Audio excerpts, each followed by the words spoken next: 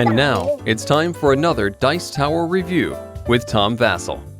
Today we're looking at a card game called Villagers and Villains. A catchy name, but catchy name does not make a good game. This game is I'm attracted to it because on the back of the box it says 100 different cards, and there's not that many cards in the game. And different cards, different things, different artwork. And the artwork is very cartoony. It's basically this medieval style, I guess more fantasy style village that's being constantly invaded, and you need to build the best village. But it involves dice. That's some interesting mechanics here. Let's take a look.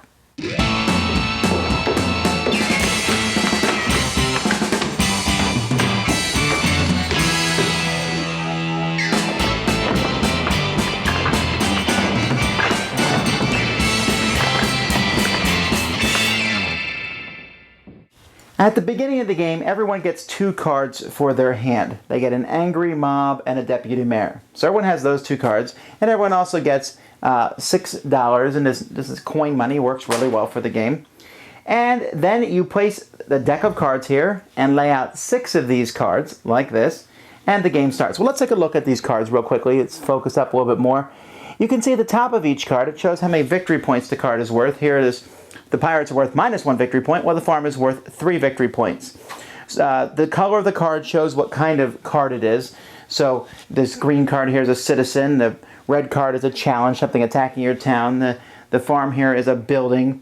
And those are the kind of cards, most of the cards that you'll be seeing over the course of the game. And then some of the cards, the cost to build that card and put it in your town is at the bottom. And then you'll notice here that this citizen here will provide you with a certain amount of gold each turn if it's in your town. And finally, the pirates will take gold away, and then there's also a certain amount of gold that they are worth if you defeat them, and then the number to defeat them is up there at the top. All right, I'll explain that more in a minute. But at the beginning of each round, one person has the start player token, and this will be passed around. And each player must take a card from here. Now, how do they determine which card to take? Well, they can take any card they want, provided that they can roll that high of a number. So you can always take this one for free, the first one.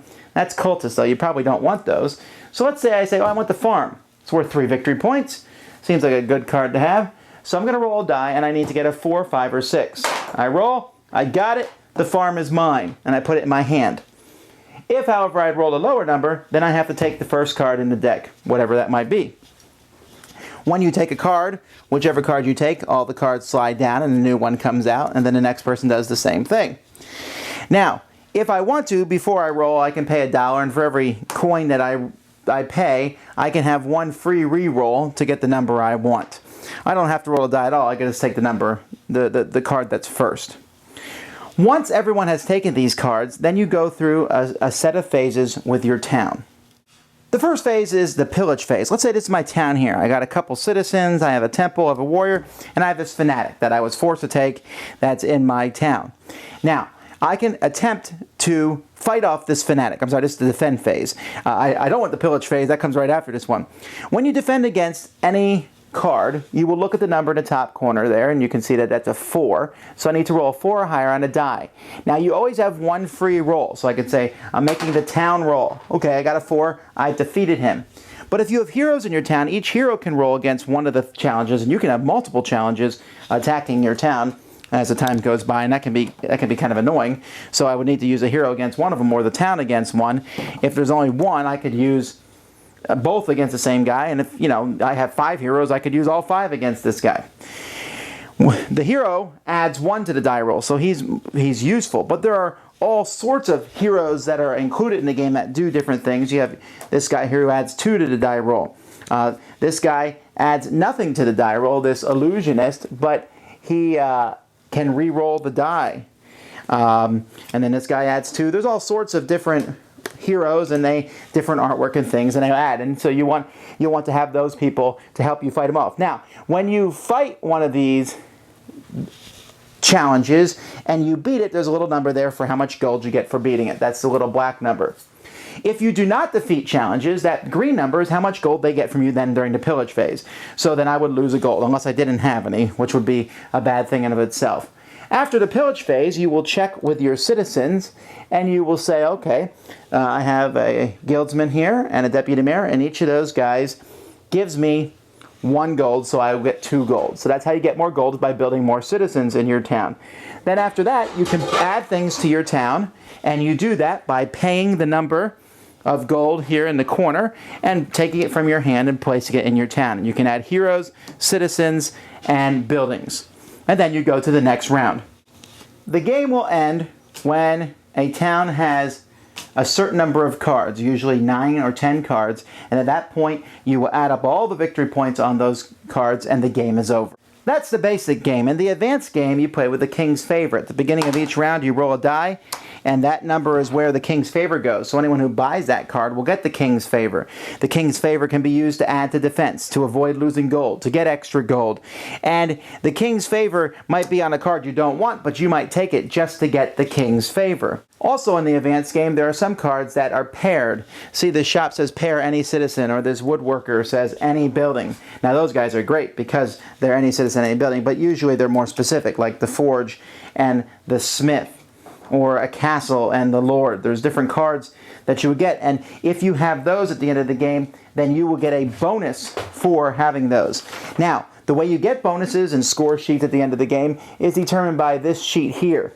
And you get a town value. You will get 3 points if you don't use that angry mob card. This is a great card because it can add 3 to your roll when you're fighting off bad guys, but are you willing to use it? If you don't, you get 3 points. You get 2 points for every hero card if you have the most hero cards. You get 1 point for every challenge card. Whoever has the most challenge cards in their hand, basically the person who has defeated the most bad guys, will get that. Whoever has the largest town will get points, and then 2 points for every pair that I showed you in the game. Whoever has the most points at the end of the game is the winner. In my opinion, there's no reason not to play with the advanced game. It's not that hard and adds a lot of fun to the game. I really like the King's Favor token especially because it will go on a card and you sit there and say, which card do I want? The card mechanic is pretty fun. I mean, granted, it's super lucky because you say, I want the card in position number 6, you roll a die and get a 6, and you're like, ha-ha! And meanwhile, another guy is tired of getting more cards at it. One rule I didn't mention, which is interesting, is at the end of each round, all the cards that weren't taken are discarded, except for the bad cards. So after a while, there's a whole pile of those challenge cards out there, and you're going to get them. Although some people welcome the challenge cards because they have several heroes and like, bring on a challenge. I'm just going to nail these guys to the wall so I can get more gold.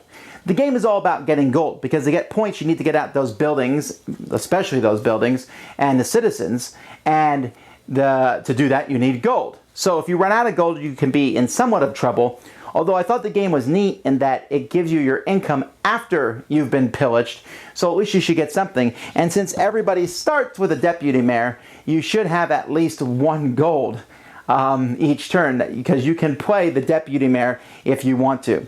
And so that was neat. The artwork is funny and the gameplay is simple and light, but it was one that I enjoyed. I got a kick out of this. I knew there was lots of luck involved as you went through, but it was just fun to see the different combinations. It was fun rolling the die and fighting off the monsters.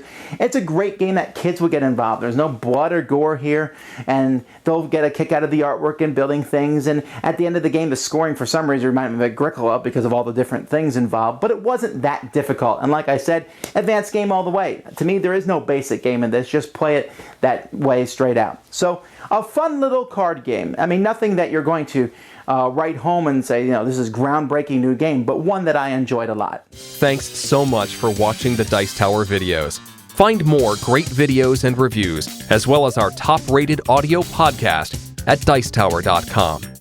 You can also find the latest board game news at Dicetowernews.com. I'm Eric Summerer, and you've been watching The Dice Tower. The Dice Tower is sponsored by Fun Again Games, the world's best game source. Fun Again Games has over 5,000 games available. Check them out at funagain.com. Shut the door! That's right. Shut it. There.